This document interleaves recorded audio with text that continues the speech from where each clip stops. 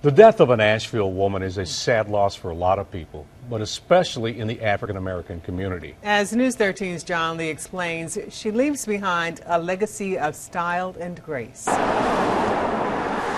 Sometimes a small business isn't all about business. In downtown Asheville, this place is something of a social center. Darryl Canady runs Mrs. G's Barber Shop. Man, I can't wait for football season to start. And the news of the day travels fast. It's Israel against Hamas. From the Middle East to Eastern Europe. They're still trying to get to where that plane crashed, man. To something far too close to home. Melvin, that's sad about Miss G, ain't it? Yeah, man. When did that happen?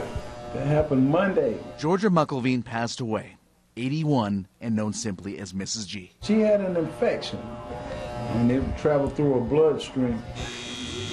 This is how admirers remember her, as the trailblazer who began cutting hair in 1957, the first female African-American barber in the city, retiring just a few years ago after more than a half-century earning style points. She started out on Eagle Street until settling at the Southside location. But when I came here, it was a novelty for a woman to be a barber. That gave me a hard time.